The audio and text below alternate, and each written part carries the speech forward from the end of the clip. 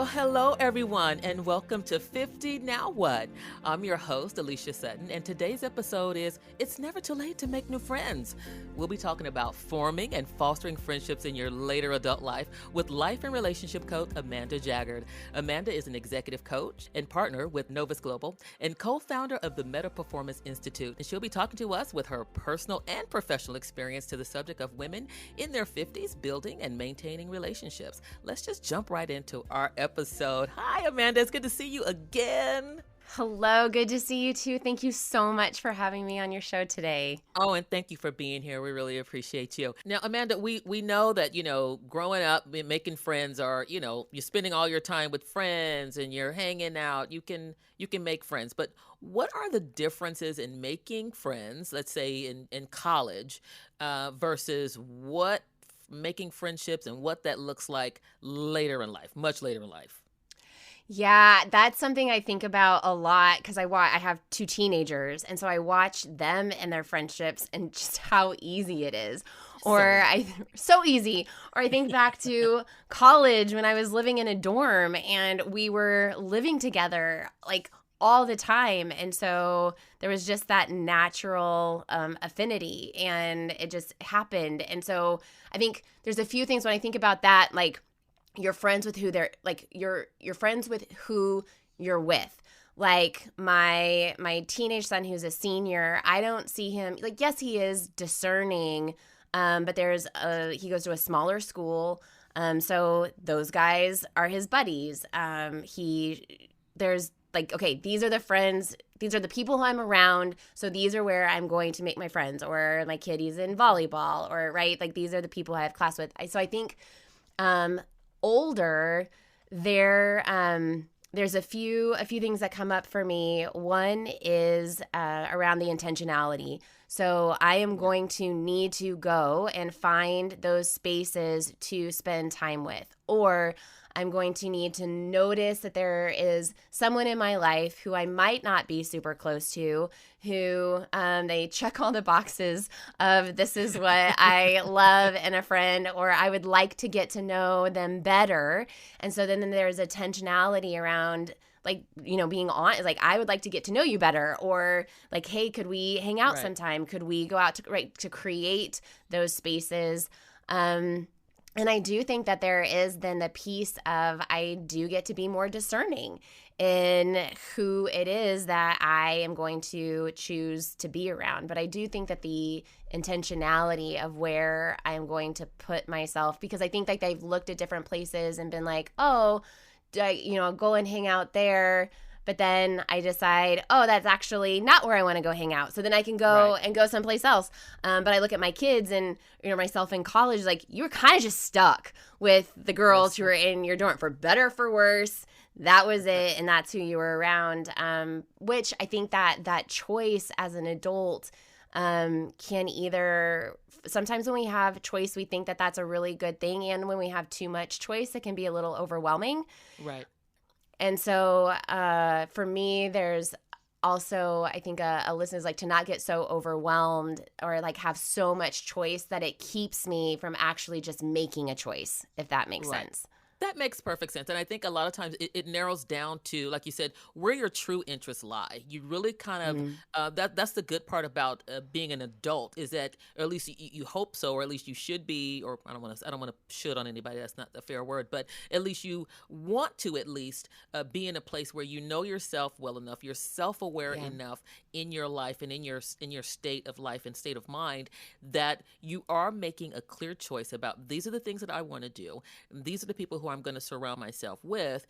And unlike with family, you do have a choice with how you build your world around you in your community. And I think that's like when it's so funny when you are young. It's like, this is the school that I'm at. I don't have really much choice. I'm not going to drop out. So these are the people here, and these are the people who I'm going to be friends with. I'm going to make it work. In fact, or not people, and just be lonely, or just which is like my high school. Right? It's like, oh, I don't want to be friends with them. So that means I'm just going to be alone, which isn't a great option either. True. When you, right. True. And I guess too you start categorizing those types of friendships. Like you'll have your associates, you know what I mean? Like just the people who you'll associate with and you'll see them in class or acquaintances or people who you see on the yard. And then of course you Yeah. start to develop some close friends, the ones who you're socializing with. You see, occasionally you may have some mutual friends, and then hopefully you'll get to the place where you have those best friends, the people who you're That's talking right. to all the time on campus, and you either love the same things or you hate the same things or hate the same people, as it were, you know. Yeah. Or then, of course, you have lifelong friends, and hopefully they will come out of that and they become your best friends, and they're the ones who have a higher level of trust, and they become your confidants. And that can be Mm. not so much when you're younger. I don't know that you're looking at those things, but as an adult you kind of are better able to rank those people. I hate to say rank, but you are kind of at least categorizing them in such a way that you weren't able to do or didn't have, and you spoke about this before, the skill set to know Yeah. where those people are sitting at. And again, that goes back to what I love your word, the intentionality and the discernment of where these friends are in your life and in your space. And if you're making space for them, if they're worth the investment in time. And I like that there's I have a friend in my life, and she's been in my life for maybe 15 years. So there's 15 years of investment there into that relationship. Yeah. Right, but there we are so different. So many different interests, and we have very different friend groups apart from each other. But she is my ride or die. She is who I call if I Yep. need to go to the hospital, or right, like Yep. she knows my kids know her, they know that they need to listen to her, otherwise they will be in deep trouble, not with Yep. me but with her. Yep. And right, we are in it with each other through thick and thin, because we've been through so much with each Yes. other. And so there is, I think, like, there are friendships that are around those interests, and then there are those friends that you've just been through so much together, Yeah. and you know each other, and there's that deep intimacy that's there, that you can't just make up, because those years of investment are in it. Yeah. And at least for me, I don't need a whole lot of those, but I have my one, You got and your one. I got my one. Got your And one. I was thinking, as we've been it's like, I don't know if we even fight. I don't know if we have conflict, because there's just such a deep understanding, and that doesn't mean that we No. don't disagree or have differences. But we just know each other. Like, the friendship is just I so get it. safe. Yes. Yeah. I get it. There's just, I think over time, because they kept coming through, they were always showing up with the truth in some way, shape, or fashion, that you know where they stand with it. Like I have a friend like that Yeah. as well, and I know where she's going to stand with certain things. I know her perspective on it, and doesn't have to say it all the time. It doesn't have to be reiterated. It comes through in our it's a clear agreement between the two of us. Our That's right. expectations of each other are very clear, and you develop a level of trust and confidant in each other that is pretty much unparalleled. And if you get one, you're done good. You done good. You're done good, Amanda. You done good. And I got the one. I done good. And everybody knows who that friend is too. It's like everybody knows, when they come through and say something like, well, yeah, Alicia probably did tell her that. You know what I That's mean? And I right. can see that she did tell her that. That's It right. comes through as the truth, and that's what makes all the difference. And so I think that's great. I think that's where we can segue with that. Well, I'm a bit of a, I don't know if we talked about this before. I'm a bit of a kind of a research nerd. So I dug up a few things, but the most important, and there's not a lot of research on friendships, especially in later years, but it takes about 200 hours to make new friends. And, 200 hours is not a big deal when you're in the eighth grade or when you're in high school or in That's college, when right. that's all you're doing. But Yeah. after that, I don't know if you found this, it starts to wane a whole lot. There aren't really a lot of opportunities to make new friends. And even the ones you have, they start kind of waning off. And I'm getting to a place in life where it's like, I don't know. Some people are like, well, do you Yeah. have 10 friends? Do you got 12 friends? I'm like, got 3. Uh, and I'm okay with that. That's But, right. finding friends and people who have similar interests are just it's a little different when you That's right. mature in life. Yeah, no, I was just saying, it was like, I don't know where there's a place where I'm spending 200 hours Yeah. consistently. Yeah, it's so different now in this season. It's totally different. And then, of course, take in account post COVID. For me personally, I don't know about you. I think we all need like a new remediation social skills course nationwide because it is, Yes. I mean, you It's, know, it's 2 years in your sweats, eating ice cream out the carton or is I was with makes life. two teenage boys for 2 Oh, whole years, and I'm like, oh my gosh, the things that I need to make oh, sure do not come out of my mouth because I was just around 2 adolescent boys for 2 there's a years. special place in heaven just for you. It Yeah, thank really, you, really is. It thank really, you. really is. And I was here alone, so I kind of felt like, people were kind of worried about me, but I was fine. I was like, Yeah, I'm a single woman. I'm alone in COVID, but I shop at Costco. So I got plenty of toilet paper and rice. you I'm got good. it. And then also in different seasons in your life, making friends after the kids leave the house and life's happening and people have moved That's around, right. shifted, retirement. How are we maintaining community right now? I love the conversation around community and where we're finding community and where we're Yes. creating community. I think that's a conversation for a lot of people as life continues to change and grow. Absolutely. When you're making these transitions and trying to either find new groups or go back to old groups, getting into new friendship groups can be, that can be kind of tiresome. It's hard to break into a new friend group. For me, when you read like the transitions, and I think even with work, I think about like how I've reinvented myself Mm. so much. Like I was in a master's program, and then I was a stay-at-home mom, and so I had the mom friends, and then I went back to work, and then I had work friends, but my life Yeah. looks different than the mom friends, and so or like we go on our different paths, and it just it looks different because we've grown and we've changed. And I look at some of my friends, and they have maybe some of the same friend group that they've had for a really long time, Yes. right? And so there's some people that have that, and they have those lifelong friends, and they see each other regularly.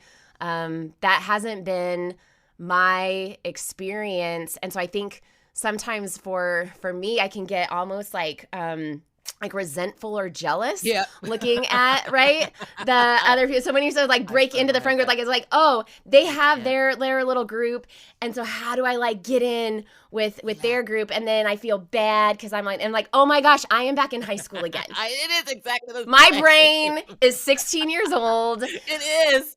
Oh God. I don't like that. I don't like that feeling either, and I don't like the feeling like it's the same thing. It's like you can't get into the older friendship group when people have known each other for years. You kind of almost got to be you got It's to be like different. sponsored in. You know what I mean? You gotta, you get like a That's true. sponsor, and then there's always like a friend gatekeeper who's like, we got enough. You know what I mean? She's cool, but we got enough, and it Yeah, does it's transition you different. back to being in high school, and you get to a phase in life you don't want that. You kind of want to be Mm, able to be like, it's okay to have different friends, and I know we can silo off sometimes into different types of things, but I think a lot of it just comes into, how you show up as a friend, different personalities in a friend. And I guess a friendship languages, so to speak. It's like, what are you as a friend? How do you show up? You know what I'm saying? Making new friends, I would like to suggest, is valuable for everyone. It absolutely is. It really does. Like you said, it evolves you in a way that you That's hadn't right. thought you'd open up in such a different way. And I think sometimes people become very siloed in their friendships and very compartmentalized. And this is this type of friend for this, and this is this type of friend for that. And when Yeah, you see people kind of come together in different ways, you kind of go, wow, I didn't notice that was going to change like that. And you learn something that's new right. about people who you've known for a long time. When you add somebody new into that dynamic, you kind of go, I didn't know, she was like that. I had no idea. I've known you for 15 That's years. You right. never told me you were going to do a podcast, Alicia. You know what I mean? Yes, I love that. It's It's growth, absolutely true. and um It's true. I think It's true. yeah, I love that. It is because it's like just like everybody talks about love languages in terms, and we talk about the language in terms of intimate relationships, and of course that's important. And I think that's a thing too. We don't really talk about friendships in terms of the value that they're Mm, bringing to your life outside of your intimate relationship with someone who you're close with, someone who's going to be a lifelong partner, husband, wife, or whatever, whatnot. But there's a way that you show up in a friendship, and you can be the social friend. Like I always thought that my friendship language was one thing, and then as I've gotten older and I get around different people, it's another. what do you think your friendship language is? What do you bring to the I friends? I think if you catch me I think I'm the social friend at the party. I was always the one. I like to Oh, go in, and I come off a lot more extroverted. And so people see me and go, "Oh, Alicia's fun," she's like that. But then when you get to know me, you kind of go, "Alicia's just like a loner. She's like off by herself." And so it just depends on where you catch me at in the friendship. And so I can kind of have that kind of thing. But you have the social friend who you always going to invite to the party because they're gonna turn up the party. Or you have the supportive friend who you're yeah, gonna call when it's like you just need somebody to talk to. Or I have a truth sayer friend who I can call and I'm just like, I that's don't right. know what happened. Did I sound like this? The person you kind of check in with, and then or what would you call it? Like your all in friend, your trusted road dog. They're showing up no matter what the situation or circumstance. That's You know what I right. mean? Whether you're in the hospital or I don't know, your bail hearing. I don't know. Yeah, Whatever the circumstances, they're there. for me, I'm probably the wise friend. I'm a coach. I probably was doing that way before I got into the profession, and not that I coach my friends because that is like a major like rule no, to not coach Right. unsolicitedly. Right. But I think like the wise friend and probably the really real safe friend. Yeah. Like I've been through some stuff in my life, and I am pretty honest about that, and Yeah. so. I think my friends know that there's nothing that they can talk to me about that's going to surprise me in any way. I'm probably going to have some good questions to ask or like listen, or I can be pretty compassionate and validating and Yeah. understanding with the tough stuff. So I'm probably the friend that people know when they're going through something, like when the shit has really hit the When it fan, hit the fan, yeah. right? Like Yeah. I I've can been there. be someone they can call. I think I also have different friends for different interests. So I Absolutely. have right, so like my mom friends who we have kids together, and so we can like talk about that. Or right now I have some friends that want to take me shopping because they really like to shop and I don't know how to shop, and so they are like, we will help you We will with show that. you the Right? Or way. you might have like sports friends that like to do that. Or Yes. I had a friend and she would go to this like women in whiskey night. And so they Oh, had friends I know around like whiskey, and they would have these whiskey nights. Or wow. people just like an interest. Or I have a friend, she got really Wow. after her divorce, she got really into like country line dancing and created like a community All there. right. So like different interests people can have. It's like, and like that friend group might not interact with this friend group, but you can have different friends around different interests too. Absolutely all the time. And to go back, I can be the person. I've noticed that as I'm getting older, that a lot of my friendships now are becoming that supportive friend. I think because they've saw outside of, Alicia when she's at the party can be this very quiet, very private person, and I can tell her stuff Ah, and nobody's gonna know. And I think people found that out, like, the only person I told that to was Alicia, and nobody ever found out about it, or something like that. In fact, I had a friend of mine, and like you said, you change seasons, and a lot happens as you grow up. I reconnected with a yeah. friend I knew years ago. We were little girls, and I recently learned that her mom had passed away, and we just Mm, we became friends. I reached out to her yes, because I knew the situation, and the first thing was, I know what this is like, and I that's just right. and we just it was like we just started over in a different place. But a lot happens between Yeah. you know there's a lot of space in there between adult life and just life happening all over, and you can go back and find those friends and all that stuff. And I think she recognized me too as kind of the friend who used to be like, oh yeah, Alicia's gonna be the rah rah at the party, and she's like, yeah, I know you get this.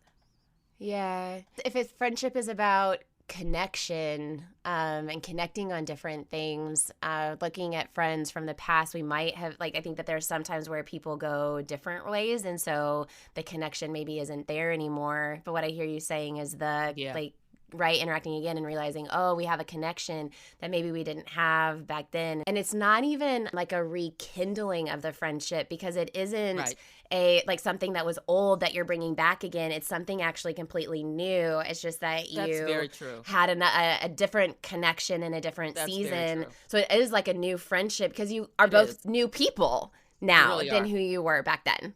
That's very true. That is so very true. And I think because you saw each other very differently then too, and you probably didn't even see the commonalities that you had, you know, when somebody goes off and they get married and they're starting to live that life, and, you know, I'm single and I stayed into that life and career and stuff like that. So you don't really have all of the common grounds that you used to have then. And then you start anew when you suddenly go, oh, boom, we both have this. And then we're both the same age. And then we've all been through this pandemic together, and we've all had this shared experience that changes the dynamic as well in who you are and what you're expecting. And we can talk about that as well, because taking the time and making friends, it's an investment.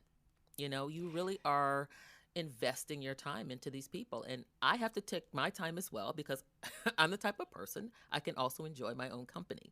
And, you know, and I can forget that people need to hear from me.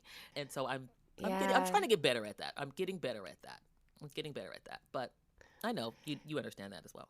For me, it's a conversation around ownership. What's my vision for the community that I want to create, or the vision for the friendships that I want to create? And for me, there's a whole lot that goes into that, as far as like a vision for the friend that I want to be. And these are things like I'll sit and actually journal about this stuff. Like, oh, I love that. Or have a conversation with somebody, because it matters to me. And so what kind of friend do I want to be? And what are the values that I want in a friendship? Almost like somebody would do if you're dating and you're looking, because you're right, it is an investment. And I think it's interesting, like the 200 hours to make a friend. I'm finding in this season sometimes too that it takes like a lot less time. I'm way more not discriminatory isn't the right word, but I know what works. I know I'm not gonna spend a lot of time in an investment when I know that isn't it doesn't align with maybe with where I'm at and what I'm looking for. And so I can very quickly say, I don't want to put any more time into this.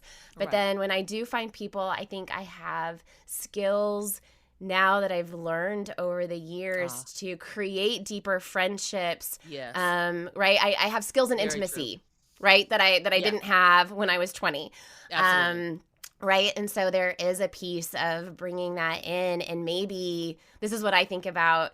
It's like, so like, what does it look like to create an intimate, deep, valuable friendship in a shorter amount of time? And if that was possible, how would I go about doing that? And what would that investment look like? And what does the conversation look like? And what does doing things look like? And maybe taking the risk to do some things that I wouldn't normally do. Like this is a confession.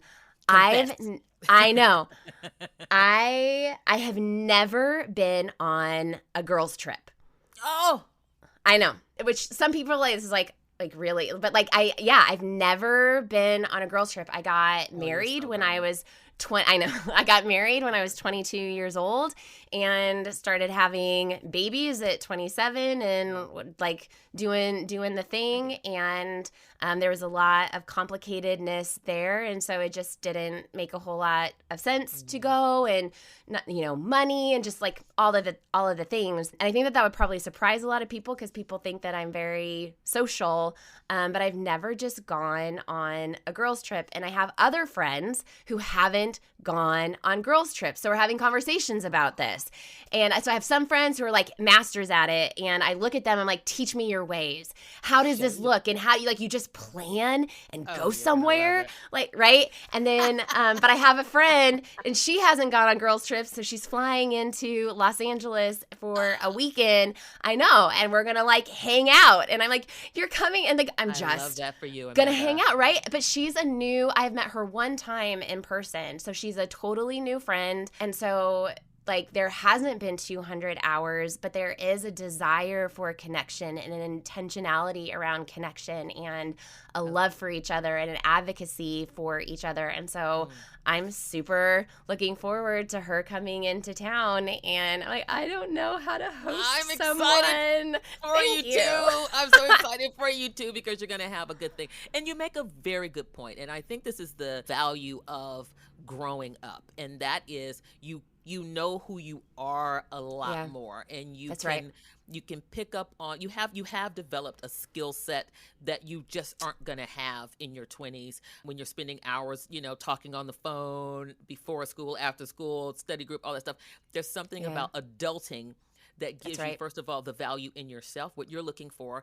And like also, what you can bring to the friendship. I know that certain people have certain expectations that I may not be able to meet. If you're the type of person who needs to talk on the phone every single day, I'm not going to be able to give you that. It's just like any other relationship. I'm not going to be able to give you that. But if you want to check in every couple of weeks, or, we're going to plan like a girls trip or something like that, I'm the one for you. But that's the value in growing up. And so, I don't think that it's odd, like if you've been living your life, you were a wife, a parent, and all these things. Yeah, there are some things that just aren't going to have the same value, that you're not going to be making the same kind of time for as if you're going to be making a family trip your priority as opposed to your girls trip. And I think when you meet people who get that and they kind of go, I've been there too, you create a whole new community that is going to blossom. I wish I could be a fly on the wall for this girls trip that you are going to do. Thank you. I'm excited. I'm going to have to circle back. What you can tell me. I mean, some things you can't say on a girls trip. Sometimes it happens there. You can't come back and say it. But that's right. I have another friend. We haven't committed to this yet, but she also is a solo parent. And so Mother's Day is a funny thing when you're a solo parent, because like you're still doing a lot of work on that day. And it's like there's no like day off. And it's like, what do I want Mother's Day to be and to honor? And it's like, it's not maybe more mothering right now. So I was like, hey, what if we went on a trip that weekend? And that was like our Mother's Day gift to ourselves. And right, because we're around our kids a lot. We don't need more time. So I think that this is something that we've talked about as like a gift to ourselves. And so I think even in this season, the creativeness of what that can look like, right? So there's an intentionality.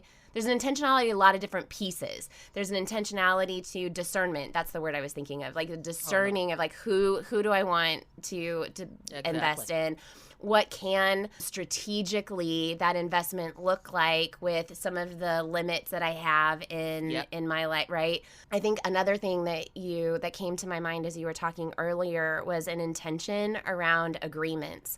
Yes. So in coaching, we'll talk about the difference between expectations and agreements. So when you start to get in any relationship, but let's just take friendships, one friend might have an expectation that we text a lot, or when I text you, you immediately respond. So like I'll get these texts from like newer friends. It's like, a few days later, and it's like, oh my gosh, I'm so sorry, I'm just responding. It's like, we don't have an agreement that you respond to my text in 24 hours. And I'm not going to make up anything about you not responding and sit there like, oh my gosh, she doesn't like me and Right.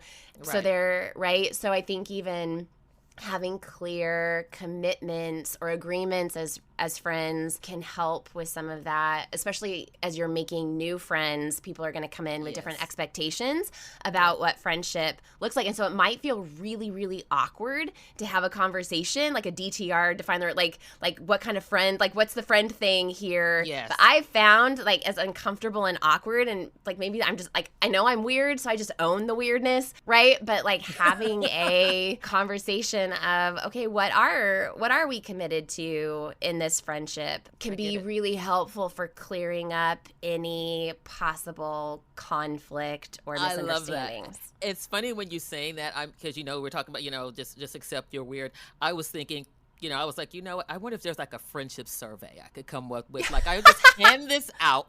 Can you That's fill right. this out? Alicia is what? You agree, you strongly agree, you strongly Ooh. disagree. Yeah, Like to I get wouldn't get feedback anybody from to. people? I want feedback. Yes, I love that. You totally could do a type form and send it to people I and could get some do feedback. it. That's amazing. I would. I mean, I'd have to come up with a column with, of course, you can strongly agree, strongly disagree, and I'd have to come up with a column with, yeah, bitch, please, get out of my face with your survey, but it would still Yeah. be like, I don't know. I'm thinking about it, and it also because you set these boundaries with friends. There are some things that are just outright deal breakers, and some people's deal breakers are very, very different. They show up in Yeah. these expectations and what it is that you feel like you like, and then there are certain people who you're going to have closer to you, and they kind of come out of those agreements and the time that you've spent investing in that friendship. You're going to That's have right. some people like some people are going to be closer to you than others. I come from a place where what, everyone can't sit on your front row. There are certain friends who are just going to be right there, and it comes Yeah. from these expectations versus these agreements and years of cultivating those types of relationships. You know what I mean? And you Yeah, it's categorize true. those relationships. I remember reading a book one time it was like balcony people and basement people. And so you have your I love balcony that. people that are like cheering for you, and then maybe the basement people that bring you down. So I think that there is a paying attention and a mindfulness. So like as I'm around certain people, how do I feel when I am with this person? Do I feel like energy is being drained from me when I spend time with them? Do I feel like energy is being like I'm gaining energy when I'm with this person? Do I feel like I need to perform?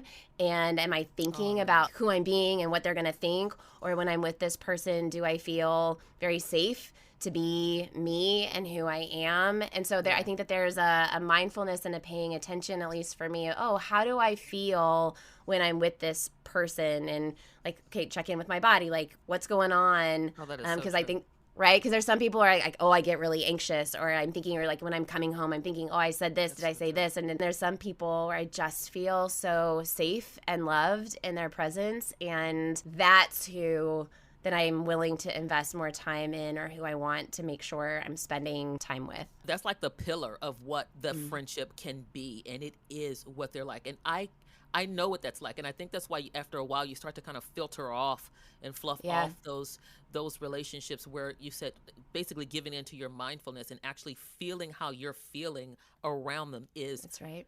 is 100% of what it all comes down to. All these things, the agreements and all the things that we can set up, if they're making you just not feel like a friend, if they're making you just not, and it's nothing that they have to do. Sometimes you're just what you give off as a person. It just doesn't always feed into somebody else. I mean, I do come from a place where I also think that we all just have a certain energy that we have, and certain people you're going to sit in their energy and they're going to make you feel very good, or they're going to be. Yeah. I like the basement people who are trying to pull you into the basement. I don't want to just be have in the the balcony basement. people. No. And No. as I think about it too, like who is the friend that I want to be? And so I think that has come up for me. I've walked through a super tough season, divorce and solo parent, and there's been some trauma involved. And so I know that even for me, as I've been showing up authentically, that there might even be like where I might be a little bit of an energy suck, if that makes sense. Like I don't think so to like the right people, but it's like, oh, maybe like I don't have as many friends calling me right now and investing in. And I think that there is an ownership piece of me to look as like, okay, well, when I get together with friends, how am I choosing to show up? And that doesn't mean not to show up in the grief and to be honest. Right. But I think, but for me to take an honest assessment of myself and say, am I being a basement person right now? And not necessarily bring them down, but like bringing down the energy in a non-resourceful way for both of us. And so that's, and just I think in the last few months, I've been really looking at myself, like who do I want to be, to not to be attractive to people in like the unhealthy way, like as a people pleaser, right? But like if we attract who we are, like how am I showing up in the world that is going to be a creator of the friendships that I want, instead of feeling like a victim in a lot of ways. So anyway, yeah, that's been a good honest look at myself of like, who am I being and how am I showing up in friendships to add value. Well, absolutely. I mean, you get back what you send out. Pretty much, you know what I mean? And you want to be attracted because, you know, if you're in a grief place, and that's an honest place to be. It's an honest place. Yeah. We're all grown folk. We're all adulting when we know that we have these times in our lives where we're going through that, and being self-reflective and knowing where you're sitting at in terms of those friendships. But at the same time, you don't want to attract everybody else who's in the same place you are. That That's kind of pull right. You, and then you're sitting, everybody you're with is depressed or feeling grief. You don't want that. Totally. No. And then we're all just like victiming out together. God. And we get, and in the coaching where we get co-conspirators and everybody's sad story. And we joke, it's like, and we do call that friendship a lot of the time, where we all can just like disempower out together. I know. Right? Disempower out. I love it. Yep.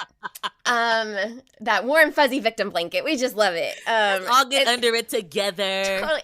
And I think that there is a time and a place for that kind of stuff. But I think sometimes even like we call that friendship, we call that empathy, and that actually isn't as helpful, right? So the friends, like my true friends, even though it might be great to call a person like, you'll never guess what he did this time, right? Like, right. Yeah. But the friends who really love me, they'll like listen for 2 minutes and then be like, all right, where are we going? That's very true. That's very true. Right. And you have to be careful. Even I love them, and I have to be careful even as a friend, because I can have a lot of empathy, and I think I can come from a very empathetic place. And I'm like, you know, and I root for, you know, you're a good friend. You root for your friends, you know. So when they're you know, when they're with that person who you kind of go, what? Yeah, I can't stand him. Everybody just, you know, we just rally all in together.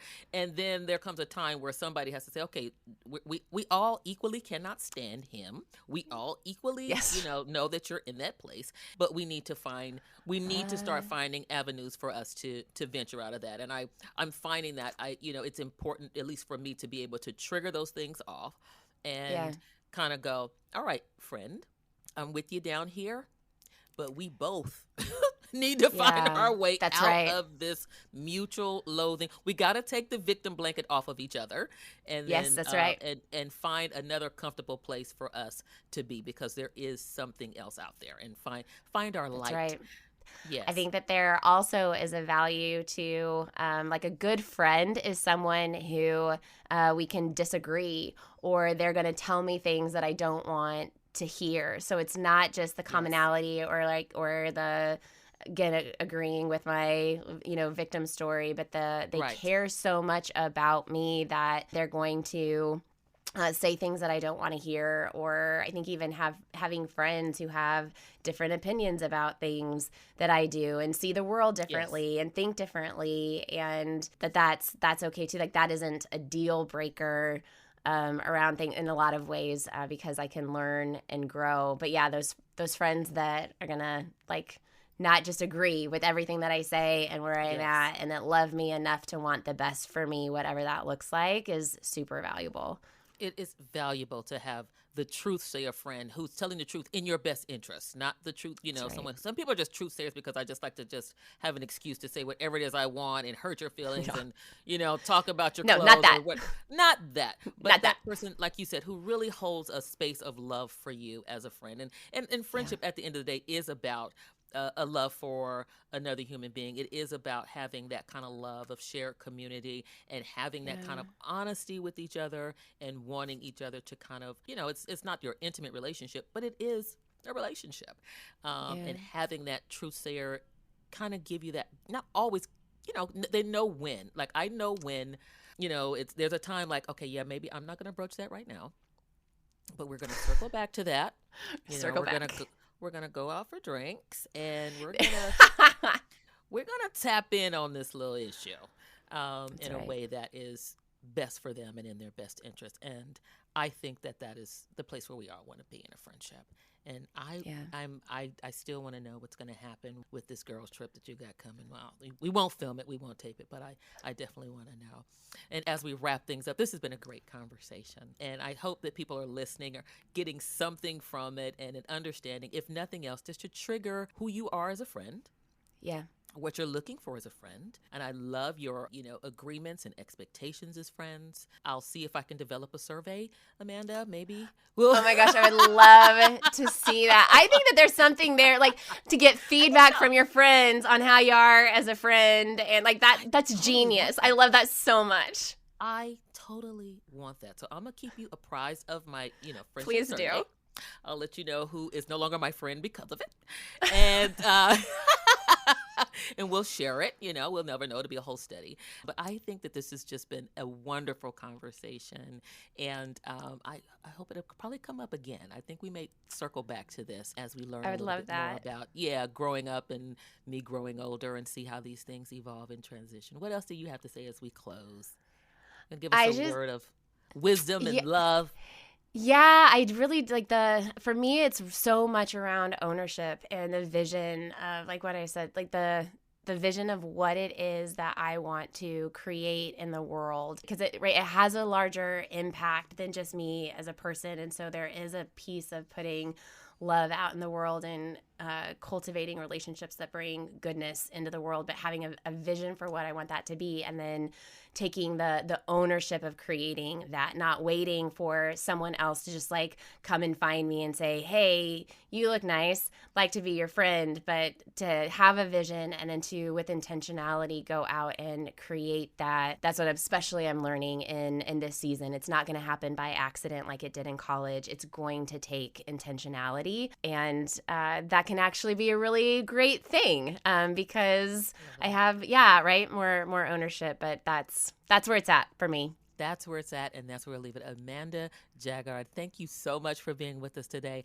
I love this conversation, and we'll just leave off on that word of wisdom from Amanda. Thank you so much for joining us, everybody, and we'll see you next time on 50 Now What? Thank you for listening to 50 Now What? Make sure to follow us, rate, and share the show. Make sure to follow me on Instagram for continuous updates at 50 Now What Podcast. That's 50 Now What Podcast. Our next episode, coming out on June 9th, is with top fashion stylist Rebecca Force. In this episode, we talk about all things fashion for women in their 50s. Trust me, after this one, you'll be feeling more confident with some new style. Don't miss this episode. This podcast was produced by Rainbow Creative with producer Matthew Jones and producer and editor Sean Leviashvili. I love working with this team. To learn more about making a podcast for you or your business, visit them at rainbowcreative.co.